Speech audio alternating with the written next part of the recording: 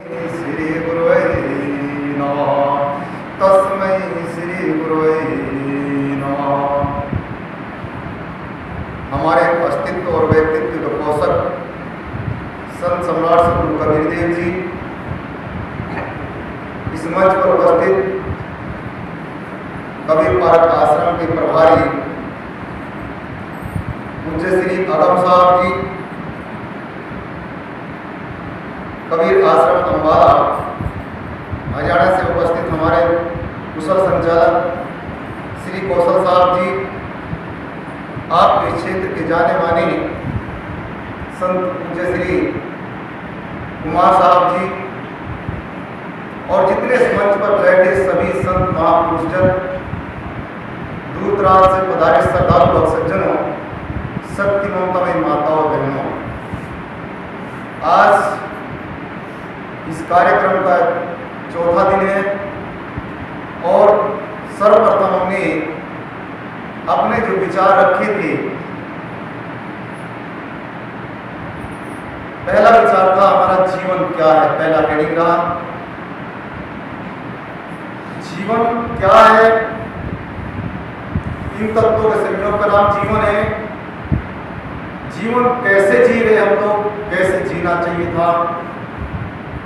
दूसरे सत्र में हमने बताया था हमारी अपनी पहचान क्या है, हम कौन हैं, हमारा इस जगत में आने का अस्तित्व क्या है। तीसरे दिन हमने बताया था आदमी के जीवन में भक्ति का क्या महत्व है, भक्ति का स्वरूप क्या होता है। ठीक इस प्रकार से उसको विधिवत समझाया गया था, ज्ञान भक्ति योग।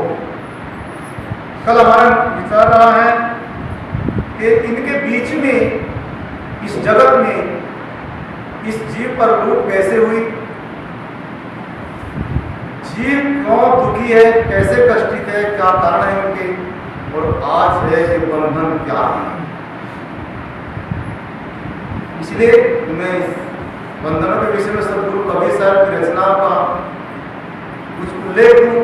आइए सर्वप्रथम अपने इष्ट गुरु को हम थोड़ा याद कर ले, थोड़ा संकीर्तन ठीक से बैठ जाए और बैठ करके शांत मुद्रा में मेरे पीछे थोड़ा सा एक भजन दोहराएंगे। अपने गुरु को याद करना हमारा फर्ज है, अपने इष्ट को याद करना हमारी मर्यादा है। वो सज्जनों, जो व्यक्ति मर्यादा को नहीं जानता है वह अपने जीवन को कभी सुखी नहीं कर सकता।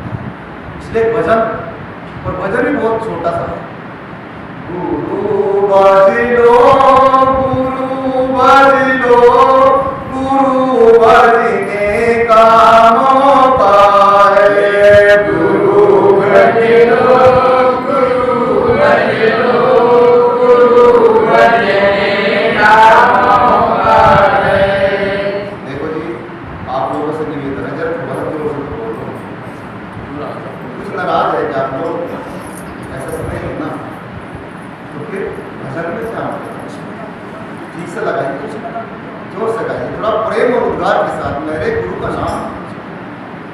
गुरु बजलो, गुरु बजलो, गुरु बजने का मौका है। गुरु बजलो, गुरु बजलो, गुरु बजने का मौका है। सभी बजलो, सभी बजलो, अभी बजने का मौका है।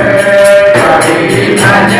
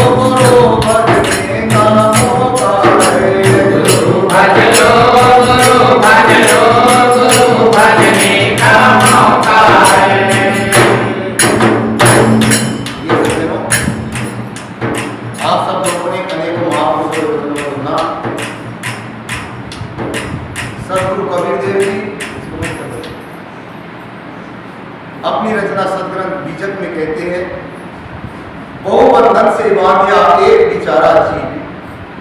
कल भी हमने जीव के ऊपर चर्चा करी। बहुबंधन से बांधिया एक बिचारा जीव, की बल छूटे आप में कीरे छुड़ावे पीर। सदगुरु साहब का बीजक को आप जरा अध्ययन करें, चिंतन करें, उस पर मनन करें, विचार करें, तो आप लोग को, हम लोग को जीवन जीने के बहुत से सूत्र मिलते हैं बीजक में। बीजक सदग्रंथ एक ऐसा ग्रंथ है जो अपने आप में अद्वितीय ग्रंथ है। हमारे भारतवर्ष की परंपरा ही है कि हम सब लोग हिंदू धर्म के ग्रंथ को, गीता को सर्वश्रेष्ठ मानते हैं। लेकिन गीता एक ऐसी जगह से निकाला गया ग्रंथ है जो युद्ध का क्षेत्र है, किंतु सदगुरु कबीर का बीजक एक ऐसा क्षेत्र है जो आप सबके बीच के समाज की समस्या का क्षेत्र है। इसलिए कबीर साहब की एक एक वाणियां बीजक को आप अध्ययन करके देखें तो पूरे जीवन के आदमी को मंगल में बना सकते। साहब ने बहुत सोच के कहा है, बहुबंधन से एक बंधन नहीं है, मनुष्य के अनेकों हजारों बंधन है जिसे मनुष्य देख नहीं पाता है, समझ नहीं पाता है और बंधता चला जाता है। आदमी को पता ही नहीं चल पाता कि मैं बंधा कहां पर हूं, किन चीजों से बंधा हूं, और आदमी उसका आकलन नहीं कर पाता, समझ नहीं पाता। इसलिए आदमी के दुख पीछा नहीं छोड़ते। कोई भी आदमी संसार में दुखी सुखी नजर नहीं आता। यदि आप एक दूसरे से मिलते हो तो सहजता और सरलता से आप मुस्कुराते पूछते हो, भाई कैसे हैं, सब कुशल मंगल तो है। अपनी अपनी क्षेत्र की भाषा होती है, बने बने हैं, इतना बोलते हैं। फिर उसको थोड़ा सा कुछ पूछो, चर्चा करो, उसके पास बैठो, तो फिर बने तो खत्म हो जाता, बिगड़े हुए की चर्चा शुरू होती है। क्यों? क्योंकि आदमी जिस जगत में जी रहा है उसके मौलिक स्वरूप को नहीं जानता। जब तक हम किसी के मौलिक स्वरूप को नहीं जानेंगे तब तक हम उसके विषय में कुछ भी नहीं कर सकते, और यदि उसके साथ कोई भी क्रिया करते तो उसका परिणाम गलत आएगा। इसलिए साहब को कहना पड़ा, बहुबंधन, एक बंधन नहीं अनेकों बंधन है। साहब कहते बिन रस्सी का सकलो बंधा, सारा जगत बिना रस्सी के बंधा है। और वह भी रस्सी कैसी है? विचित्र रस्सी है। एक रस्सी होती है जिससे आदमी के हाथ पैर बांध दिए जाते हैं, जो आप लोग, हम लोग अपने घर में, परिवार में इस्तेमाल करते हैं। लेकिन एक रस्सी और होती है जो दिखती नहीं है लेकिन आदमी उसे स्वयं बनाता है। साहब कहते बिन रस्सी का सकलो बंधा, तासो बंधा अले, दीना दर्पण हस्त में चश्म बिना क्या दे। चश्म कहते ज्ञान, ज्ञान के बिना वह रस्सी समझने में नहीं आती, जानने में नहीं आती, परखने में नहीं आती, और वह रस्सी है मोह की रस्सी। आदमी यहां बैठा सत्संग में संत महात्मा की वाणी को सुनना, किसी का चिंतन तो अभी घर पे चल रहा होगा, घर में क्या हुआ होगा, कैसे हुआ होगा, किसी का मन दौड़ रहा होगा रिश्तेदारी में, किसी का मन दूसरी जगह लगा होगा, किसी का खेती में लगा होगा, किसी ने किससे पैसा लिया दिया होगा उसमें लगा होगा। क्योंकि ये मन के व्यवहार का जगत एक ऐसा है जो मनानुकूल है, जो मन अपने अनुकूल कर लेता है। इस मना अनुकूल संसार में कोई भी आदमी सुखी नहीं है। किसी से भी मिलिए, किसी से पूछिए, पढ़ा लिखा भी दुखी है, अनपढ़ भी दुखी है, शिक्षित भी दुखी है, अशिक्षित भी दुखी, किसान भी दुखी, मजदूर भी दुखी। क्यों दुख है? कारण क्या है? उसके पीछे क्या कारण है? दुख के कारण है क्योंकि इस प्रकृति में इतनी सुंदर व्यवस्था है जो आज से 2600 साल पहले और उनसे भी पहले वो सदगुरु कबीर साहब ने तो कही। हमारे भारत में 6 दर्शन, 6 शास्त्र आते हैं। उन 6 शास्त्रों में श्रेष्ठ ग्रंथ माना जाता है, श्रेष्ठ ग्रंथ का निर्माण कर्ता का नाम है कपिलाचार्य। भगवान कपिल अपने ग्रंथ में न्याय कारिका में लिखते हैं, उन्होंने कहा है प्रकृति और पुरुष दोनों वस्तु और दोनों के बीच की लगी भ्रांति प्रत्येक नारी को दुखी करती है। दुख क्रिया विघाता जिज्ञासा तदअपघात के लिए। संसार में दुख है और दुख का कुछ कारण है, दुख है, दुख के कुछ कारण है, लेकिन हम लोग उन कारणों को नहीं जानते, हम तो कार्य को पकड़ करके दुखी रहते हैं। जैसे हमें कौन दुखी करता है? हमारे अपने लोग दुखी करते हैं, जिनके बीच हम लोग रहते हैं। घर में पत्नी ने कुछ कह दे तो आदमी दुखी हो जाता है, पति ने कुछ कह दे पत्नी तो पत्नी दुखी हो जाती है, बेटे ने कोई अपशब्द का प्रयोग कर दे तो पिता दुखी हो जाते हैं। कोई बाहर से कोई चीज नहीं आती है, अपने से उपजती है सारी चीजें, सारी दुख, सारी पीड़ाएं, सारी जीवन की समस्याएं आदमी स्वयं अपने आप बनाता है, कोई दूसरा नहीं बनाता। इसलिए बहुबंधन से बांधिया शब्द आया। बांधिया का मतलब किसी दूसरे ने बांधा, क्या बांधा किसी दूसरे ने नहीं। बांधिया शब्द का अर्थ है जिन जहां जहां आदमी ने इच्छा करी है, जिन जिन प्राणी और पदार्थ को अपना माना है, जिसे जिसे अपना माना है, उसके मोह ने, उसके ममता ने, उसकी आसक्ति ने उस जीव को वही बांध लिया। इसलिए प्राणी और पदार्थ के बीच की भोग लिप्साओं को आदमी जकड़े हुए, प्रत्येक नर नारी दुखी नजर आती है, कोई सुख का साधन नहीं। एक उदाहरण बताता हूँ कैसे बांधते हैं, बंद कैसे जाता आदमी, और आदमी को पता भी कैसे नहीं चल पाता। रात में हमारे यहाँ कुछ संतों ने सरकार पूछा था, शायद कैसे आदमी बंध जाता है, और आदमी को बोध नहीं रहता, क्योंकि आदमी किसी प्राणी को पदार्थ से यदि संबंध करना चाहता है, उसको लेना चाहता है, उसको प्राप्त करना चाहता है, तो सर्वप्रथम आदमी अपने मन में मोद मानता है, खुशी मानता, प्रमोद मानता है, उसमें आसक्त होता है, उसकी मनाशक्ति उसको खींचती है उस प्राणी की और उस पदार्थ की। जैसे आप लोग सोचते हैं, सब लोग सोचते घर में रंगीन टीवी नहीं है, घर में सोफा सेट नहीं है, मैं दूसरे के यहाँ जाता हूँ। एक होती है आवश्यकता, आवश्यकता की पूर्ति हो सकती है आदमी, रोटी कपड़ा मकान, इसकी आवश्यकता है प्रत्येक नर नारी को, प्रत्येक देहधारी को।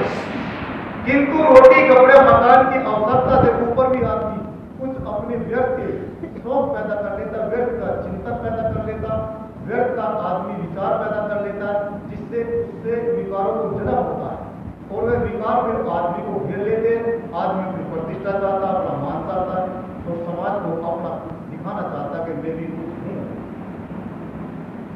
आदमी का आवास निवास में कोई प्रभाव नहीं पड़ सकता, आदमी को लगता ही क्या, लेकिन आदमी की मनाशक्ति, आदमी का मनाहंकार घूमता है, इसलिए आदमी बंधता चला जाता है। कैसे बंधता है, उदाहरण देता हूं। एक राजस्थान के व्यापारी ऊंट पर काम करते थे, ऊंटों से व्यापार करते थे, पहला जमाना था, आजकल तो साधन है, यहाँ कमाल वहां ले जाते।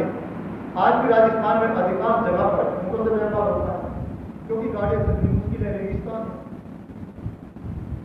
तो ऊंटों से व्यापार करता, उसका सामान तो ऊंटों पर लगा हुआ,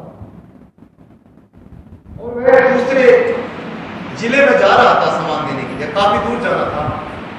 शाम हो गई, उसने सोचा रात्रि है, उनको ले जाना ठीक नहीं, पूरा दिन हो गया चलते, मैं भी आराम करूँ, उनको को भी आराम करा देता। और एक धर्मशाला थी, उसके पास रुक गया। उसने सभी ऊंटों को साथ में खूंटा भी रखा हुआ था, रस्सी भी रखा हुआ था, वह रस्सी और खूंटे के माध्यम से सबको बांधा। लेकिन कारण ऐसा हुआ कि एक ऊंट की रस्सी नहीं थी उसके पास में। उसने सोचा इसको कैसे बांधूं, रस्सी नहीं है, इधर उधर ना चला जाए, सामान ना गिर दे, उसको चिंता सताई। उसने सोचा चलो यहाँ के मैनेजर से, जो धर्मशाला का मैनेजर है, धर्मशाला में रहने वाला व्यक्ति है, इससे पूछ लेता हूँ। उसके पास गया, निवेदन किया, भाई मेरे पास रस्सी खूंटा नहीं है, आप जरा ऐसा कीजिए, मुझे रस्सी खूंटा दे दीजिए। मैं आप लोगों को बताना चाह रहा हूँ, जितने भी उदाहरण आते हैं, आप कबीर साहब के बीजक का अध्ययन करके देखिए, उसमें उदाहरणों से भरा पड़ा है। इसलिए कबीर साहब आज प्रासंगिकता क्यों है, कबीर साहब, कबीर साहब को जानते क्यों है अधिक लोग, उसका क्या कारण है, इतने पॉपुलर कैसे हो गए, इतने सदगुरु कबीर साहब के उदार विचार समाज में कैसे आ सके। आप लोगों से पूछो, आप लोग हिंदू है तो सब लोग बात करेंगे हाँ हिंदू है, मैं पूछूं कितने वेद है तो 2-4 आदमी उत्तर दे सकते, मैं पूछ लूं अगर उसमें कितनी नीचाई है तो उत्तर कोई नहीं आएगा। यदि पूछ ले कितने श्लोक हैं तो कोई उत्तर नहीं है।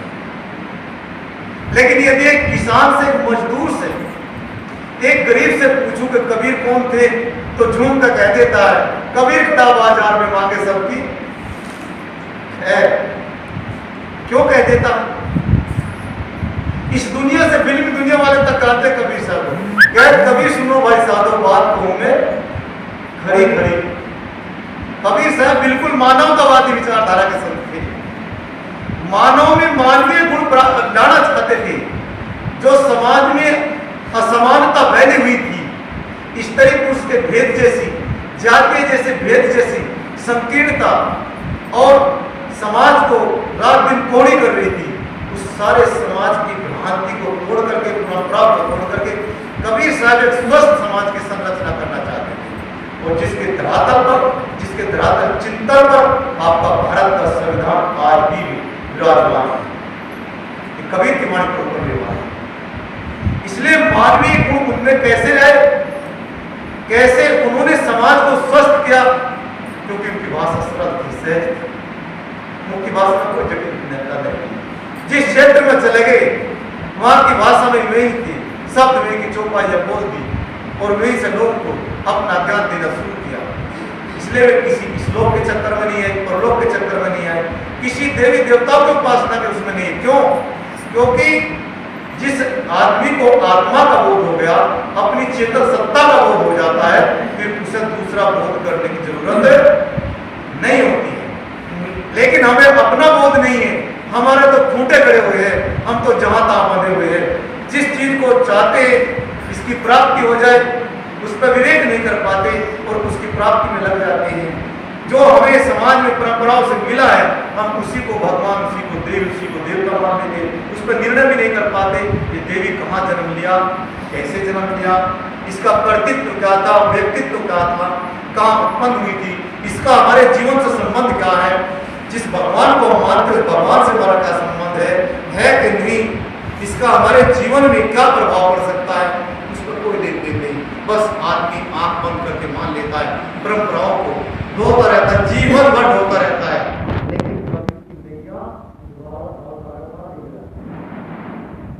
कभी अपनी अज्ञानता, अपने बंधन समझने में नहीं आती है। समझदार व्यक्ति लोग जितने भी महापुरुष हुए भारत के, उन्होंने इसी बात को स्वीकारा कि जगत में दुख है। आदमी की प्रत्येक क्रिया प्रतिक्रिया के भीतर में एक स्थिति परिस्थिति छिपी हुई होती है, एक स्थिति परिस्थिति छिपी हुई होती है। स्थिति को कम, परिस्थिति को ज्यादा लोग जानते हैं। तब तो कहते साहब क्या बताऊं, परिस्थिति ऐसी है, कहते कि नहीं कहते? आना तो चाहता था लेकिन साहब परिस्थिति में पड़ा हुआ हूं। घर गृहस्थ आदमी साहब जी, ये सब काम तो महात्माओं का है। आप लोग तो अच्छे हैं साहब, घर गृहस्थ को त्याग के साधु बन गए, आप लोग खुशी से रहते हो। आप लोग भी रह सकते हैं। हमारे भीतर में भावना होनी चाहिए, हमारे भीतर में चाहना होनी चाहिए सुखी होने की, मंगलता की, हमारे जीवन में कल्याण की भावना होनी चाहिए। और भावनाओं के साथ साथ में हमारे में दृढ़ संकल्प शक्ति होनी चाहिए उस पर चलने की। इसलिए ज्ञान अर्जित करने के अनुसार ज्ञानानुकूल आपका, हमारा सबका आचरण भी होना चाहिए, तभी सुखी हो सकते हैं जीवन। नहीं तो मानव जन्म दुर्लभ है, ये दोबारा लौट करके आज तक किसी को नहीं मिल पाया। सदगुरु कबीर साहब कहते, इतने सब कोई गए, भार लगाए उतने कोई ना आया, जासो पूछिए भाई। यहां से सब लोग क्या लेके गए, जरा सोच। नेकी बदी दो रास्ते, दो तो चीज आदमी लेके गए। आदमी कहता कि जब जगत में आता, आदमी का जन्म होता है तो आदमी रोता है। ये माता लोग को ज्यादा जानकारी होती है सबसे। जब बच्चे का जन्म होता है तो माता बताती है कि बच्चा रोता है, वो मुट्ठी बंद करके आता है। और जब इस संसार से जाता है, पूरा जीवन शिकायत करता रहता है, दूसरे की निंदा चुगली करता रहता है, ईर्ष्या द्वेष में पड़ा रहता है, दूसरे के साथ में दुर्व्यवहार करता है। क्यों? बुद्धि ठीक नहीं है, इसलिए आदमी का मन ठीक नहीं, इंद्रिया ठीक नहीं, विचार ठीक नहीं, और आदमी का सारा क्रम, अकृत्य क्रम, आचरणहीनता में आदमी लगा रहता है। तो फिर अपने पवन पवित्र जीवन को नहीं जान पाता, फिर इस दुनिया से चला जाता है। तो हम सब लोग क्या करते हैं? हम सब लोग कहते हैं कि आया तो था, आज वे चला गया, हम आदमी हमारे बीच में नहीं है। लेकिन कुछ लेके नहीं आता आदमी, कुछ लेके नहीं जाता, मुट्ठी बंद करके जाता और मुट्ठी खोल करके आदमी संसार को दिखाता हुआ चला जाता है। ये सब कहावत मानते ही है सब लोग। आप लोग भी इस चीज को अनुकरणित करते ही होंगे, देखते ही होंगे आंखों से कि आदमी जाता है तो उसके दोनों हाथ खाली रह जाते हैं। लेकिन सज्जनों लेकर भी कुछ आया था, मुट्ठी में लेकर के कुछ नहीं आया था, और यहां से लेकर भी कुछ जाएगा, यहां से कुछ लेकर भी जाएगा और लेकर भी कुछ आया था। अपने क्रम संस्कार के, प्रारब्ध संस्कार के अनुसार इस शरीर को लेकर के आया और आया था मुक्त होने के लिए, स्वतंत्र और सुखी होने के लिए, आत्म शांति को प्राप्त करने के लिए, आत्म उद्धार के लिए आया था। इसलिए गीताकार ने कहा है उद्धारे मनात्मानम नात्मानम वसादे, आत्मा ही आत्मानो बंधुरात्मे वितुरात्मना। इस मनुष्य का, मानव मात्र का कोई दुश्मन नहीं है, कोई बैरी नहीं है, कोई बंधु नहीं है, कोई सका, कोई मित्र भी नहीं है।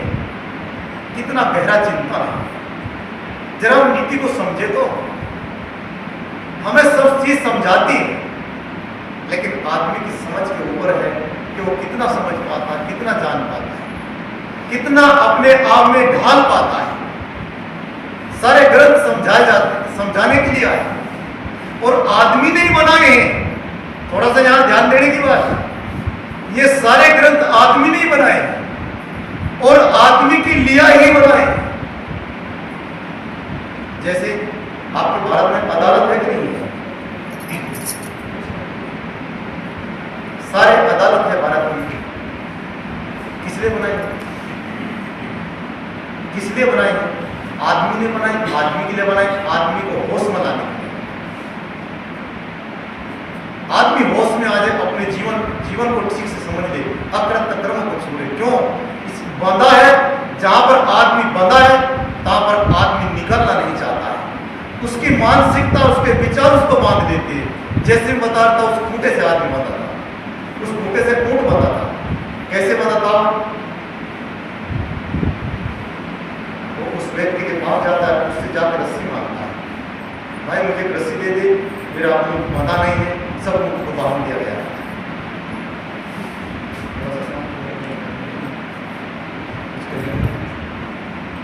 शांति से बैठ, तो उससे जाकर के रस्सी मांगता है, पूछता है उससे, वह कहता है भाई मेरे पास रस्सी नहीं है, आप एक काम करिए, मैं एक तरीका बताता हूं, एक युक्ति बताता हूं। आदमी समझदार था, इसलिए उसने युक्ति बताई। क्या युक्ति है? युक्ति यह है कि एक जानवर है, जानवर को या तो भय से या प्रेम से सिखाया जाता, दो ही तरीके हैं, और आदमी को भी ऐसे सिखाया जाता। लेकिन प्रेम की भाषा आप प्रयोग करिए, इसके गले में प्रेम से ऐसे हाथ घुमाइए, जमीन में नीचे छुपा दीजिए, ऊपर से दो हथौड़े मार देना, तो ये समझ जाएगा मैं बन गया। और उसने ऐसे उसके गले में हाथ घुमाया, जमीन पर उसको छुआया, ऊपर से जमीन पे दो हथौड़े मार दिए, और ऊंट समझ गया कि मैं बन गया, और ऊंट आराम से बैठ गया, इधर उधर कहीं नहीं गया, पूरी रात बैठा रहा। लेकिन घटना कुछ दूसरी तरीके से मोड़ ले गई। जैसे वो सुबह जाना था और सभी ऊँटों खोल करके चला, उसको उठाए, लेकिन वह उठता नहीं। अब क्यों नहीं उठता है? क्योंकि ऊँट बांधा है, उसको खोला ही नहीं, उसको उठाता है डायरेक्ट, उसको डंडी से उठाता है, आवाज करके उठाता है, लेकिन उठता ही नहीं। अब उसके दिमाग में बात आ गई, लगता है इस आदमी ने इस ऊँट में कुछ गड़बड़ कर दी, कोई ऐसी अविद्या कर दी है इसने, कोई ऐसा मंत्र फूंक दिया है जिससे मेरा ऊँट आज बैठ गया, उठेगा नहीं, कुछ गड़बड़ कर दी। क्योंकि मन से आदमी कैसा कैसा मनन करता है, कैसे कैसे चिंतन करता है, इसलिए मन धीरे धीरे मन का विचार आदमी को बांध लेता है। इसलिए बुद्धि के विचार पर आदमी को आना चाहिए, बुद्धि निर्मल होनी चाहिए। जिसकी बुद्धि निर्मल होती है, सात्विक होती है, वही निर्णय कर पाता है। तो हुआ क्या? उसको उसके पास गया, पूछा भाई ये बताइए आपने इसमें किया क्या, कौन सा मंत्र फूंका? क्योंकि मंत्र फूंकने वालों की भी भारत में कमी नहीं है, भूत प्रेत मानने वालों की भी कमी नहीं है। आपके छत्तीसगढ़ में मान लो भूत लगता है, प्रेत लगता है, भाषा दूसरी हो सकती है। और महिलाओं के साथ तो कहीं कहीं तो मारपीट कर देते हैं, पुरुष के साथ मारपीट कर देते हैं, ये भूत है, भूत कहकर तो उसको मार लेते हैं। ऐसी सी उदाहरण है लोगों की है कि मरने के बाद अकाल मृत्यु हो गई है, उसका भूत बन गया, तड़पता है, घूमता हमारे घर में आता है। कोई कोई तो कहते हैं कि देवी सिर में आ जाती है, शरीर में आ जाती है। हद हो गई, देवी घर में ही आ जाए ना, रोटी बनाए ना आराम से, चौका चूल्हा निपटा है तो ठीक है कि नहीं। लेकिन न जाने कैसी कैसी भ्रांति समाज में फैली है, कैसा कैसा पाखंड समाज में फैला है, वो समाज एक रुग्ण अवस्था में है। हुमायूं अब वो उसने बताया भाई मेरे पास ऐसी कोई स्थिति नहीं, ऐसी कोई परिस्थिति नहीं, मैंने ऐसा कुछ किया नहीं है। आप ये बताइए आपने उसको खोला कि नहीं खोला? बोले साहब एक तो बात बताइए, बांधा हो तो मैं खोलता ना, वो तो बंधा ही नहीं है, बंधा नहीं है, इसलिए जो है मैं कैसे कहूं कि इसको खोल दिया जाए। उसने कहा साहब फिर से हाथ घुमाइए, जमीन पे छुआइए, रात ऊपर को कर देना, ऊंट समझ जाएगा कि मैं खुल गया। ये तो है, हम सब लोग खूंटे से होते हैं, जिस खूंटे से हम लोग बंध जाते हैं उसको छोड़ना नहीं चाहते। उनको कितना भी ज्ञान दिया जाए, कितना भी समझाया जाए, कितने प्रमाण दिए जाए, लेकिन अपनी जगह को नहीं छोड़ते। एक जगह सत्संग चल रहा था, कबीर पंथी थे, मैं पार किताब है, बेचारे चौक आरती वाले थे। कबीर जयंती के लगभग की बात थी, मैं कहते थे सदगुरु कबीर साहब का जन्म जयंती, इतना शब्द कहते हुए सब बिगड़ गए। बोले साहब कबीर साहब 4 दाग में नहीं आए, कबीर साहब का जन्म ही नहीं हुआ। उनको बहुत उदाहरण दिए, समझाए, बताए, लेकिन टस से मस होने को तैयार ही नहीं, निर्णय करने को तैयार ही नहीं है। नहीं साहब, आकाश से गगन मंडल से नूर का गोला उतरा, कमल दल पर बालक का रूप बन गया, बहाना बनाना हो तो ऐसा हो, कबीर दुनिया में जलवा दिखाना हो तो ऐसा। अपने कबीर पंथी लोग जो सदगुरु कबीर साहब को केवल मानते हैं, सदगुरु कबीर साहब के इसमें जानते कुछ भी नहीं है, क्योंकि मानने का स्तर होता है मन और जानने का स्तर होता है चेतन। मानता है आदमी मन से, इसलिए तो मान मान बंधन में आवा, मान मान करके संसार में सारे प्राणी दुखी है और बंधनों में बंधते। इसलिए तो शाह साहब ने बहुबंधन से, जब तक उस खूंटे को नहीं हटाएंगे, जब तक उस खूंटे को नहीं तोड़ेंगे, सदगुरु कबीर साहब ने कहा ना, निष्पक्ष होए के हरि भजे सोई संत सुजान। सदगुरु कबीर साहब निष्पक्षवादी थे, किसी का कोई पक्ष नहीं था, न हिंदू का पक्ष था, न मुस्लिम का पक्ष था, न जैन बौद्ध का पक्ष था। सदगुरु कबीर साहब की तो ओरिजिनल थिंकिंग थी, ओरिजिनल वाणी थी, स्वयं का अनुभव था, निर्णय वाणी थी सदगुरु कबीर साहब की। निर्णय करने की शक्ति यदि कोई स्थान है तो सदगुरु कबीर का स्थान है, जहाँ पर निर्णय की वाणी, विचार की वाणी, जहाँ पर सत्य को सत्य कहने की ताकत रखते हैं तो सदगुरु कबीर साहब। इसलिए कबीर साहब को मानने वालों की कमी नहीं है, मानते बहुत है, लेकिन कबीर साहब कहना क्या चाहते थे उसको जानते कम है। ये कबीर पंथों की भी कमजोरी है, जो जिसको मान लेता, जिस परिवेश में रहता है, बस उसी की विचारधारा है, उसी का आवरण से ढक जाता है, अपना खूंटा नहीं छोड़ना पाता है। जिस दिन आदमी अपने खूंटे को उखाड़ देगा, उस दिन उस आदमी के, उस नर नारी के जीवन में क्रांति पैदा हो जाएगी। उस दिन आदमी सत्य की ओर चल पड़ेगा और सत्य में ईश्वर हो। आपकी भारतीय धातु के ऊपर लिखा जाता है सत्यमेव जयते। लेकिन कितने हैं जो सत्य को जानते हैं, कितने हैं जो सत्य में प्रतिष्ठित रहना चाहते हैं। इसलिए हमें मानव जन्म मिला है। साहब कहते हैं बहुबंधन, एक बंधन नहीं अनेकों बंधन है, अनेकों बंधन दिखाई देते हैं और अनेक खानी जाल और दूसरा जाल है वाणी जाल। सदगुरु कबीर साहब की परिभाषा के अनुसार खानी कहते हैं जहां पर हमारा व्यवहार जीवन बीतता है। इस व्यवहारिक जीवन में हमें सावधानी पूर्वक जीवन जीना चाहिए। व्यवहार हमारा इतना निर्मल, इतना पवित्र होना चाहिए कि आदमी को खान पान से लेकर आचरण तक शुद्ध और पवित्र होना चाहिए। खान पान ही आदमी को शुद्ध नहीं, पवित्र नहीं, फिर आशा करे कि इससे जीवन का मंगल हो सकता है, तो कैसे मंगल होगा? कैसे मंगल में जीवन बना सकता है? जो आदमी में बुद्धि नहीं, विचार नहीं और खान पान की सद्बुद्धि उसके पास नहीं, कैसे पैदा कर सकता है? परिवार में एकता कैसे पैदा कर सकता है? प्रेम में स्नेह, परिवार में स्नेह कैसे पैदा करेगा? राष्ट्र और समाज में समरसता, स्नेह कैसे पैदा कर सकता है? इसलिए हमें न्यायपूर्ण कर्म करनी चाहिए। क्यों करनी चाहिए? क्योंकि न्याय हम लोग चाहते हैं, हमारे भीतर की डिमांड है न्याय करना। हम अपने प्रति अन्याय चाहता है, न्याय चाहता है। कोई भी प्राणी, कोई भी देहधारी, मनुष्य मात्र ही नहीं, एक दूसरे से प्रेम चाहता है। आप लोग भी साथ प्रेम चाहते हैं, तो जब हम प्रेम चाहते हैं तो दूसरे से प्रेम करना सीखें। न्याय चाहते, प्रेम चाहते, एक दूसरे से सम्मान चाहते हैं, तो सम्मान देना भी तो सीखे ना। आदमी को छोटे छोटे गुण सद्गुणों में परिवर्तित होकर के आदमी के जीवन को रूपांतरित कर देते, परिवर्तित कर देते हैं। और आदमी अपने कर्मों को जब शुद्ध कर लेता है तो आदमी ही, मनुष्य ही इंसान से भगवान बनता है। इसलिए कहा है किसी ने, कर्म की गति से इंसान बन जाता है, कर्म की गति से इंसान शैतान बन जाता है। यदि सोच समझकर आदमी कर्म करे तो एक इंसान ही भगवान बन जाता है। इंसान ही भगवान बन सकता है, प्रभुत्वता को प्राप्त करता सकता है। भगवान का अर्थ होता है श्रेष्ठ, उच्चता को प्राप्त हो सकता है, श्रेष्ठता को प्राप्त हो सकता है। लेकिन पहले अपने बंधनों को जाने, अपनी अज्ञानता को जाने कि मैं बंधा किस खूंटे से हूँ। आदमी छोड़ना नहीं चाहता है। जिस परिवार के बीच रहता है, जिस समाज के बीच रहता है, जिन परंपराओं में पलता है, उस परंपरा को छोड़ना नहीं चाहता। इसलिए कभी खानी जाल में फंसता रहता है जीव, तो कभी बानी जाल में।